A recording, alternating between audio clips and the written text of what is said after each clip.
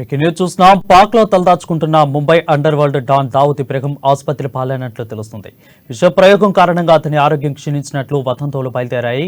అయితే దావూద్ ఇబ్రహీం కరాచీ ఆసుపత్రిలో చేరినట్లు పాక్ మీడియా తెలిపింది. అతనిపై విష ప్రయోగం జరిగినట్లు వ్యాపిస్తున్న వదంతుల గురించి కూడా ప్రస్తావించింది. ఇక 1996లో ముంబై వరుస పిల్లలకు కారకుడైన దావూద్ ఇబ్రహీం కరాచీలో తలదాచుకుంటున్నారు.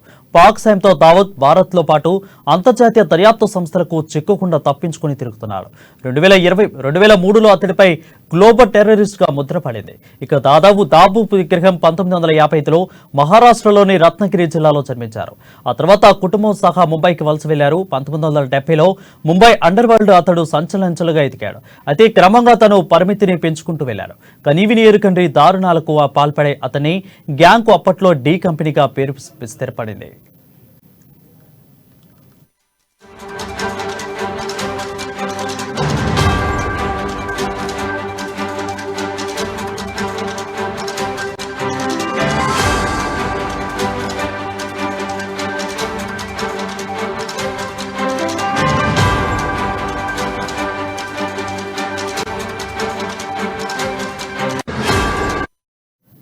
బ్రేకింగ్ న్యూస్ చూస్తున్నాం. పాక్ లో తలదాచుకుంటున్న Mumbai underworld don Dawood Ibrahim ఆసుపత్రి పాలైనట్లు తెలుస్తుంది.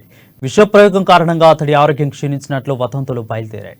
దావూద్ ఇబ్రహీం కరాచీ ఆసుపత్రిలో చేరినట్లు పాక్ మీడియా తెలిపింది.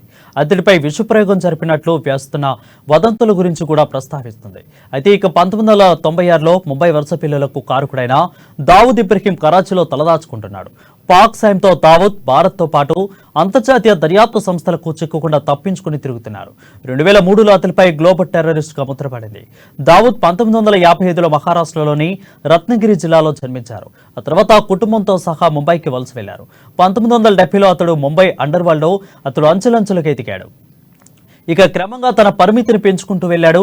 కనీవిని ఎరుగని రీతులకు దారుణాలకు పాల్పడే అతడి గ్యాంగ్ కు అప్పట్లో డి కంపెనీగా పేరు స్థిరపడింది.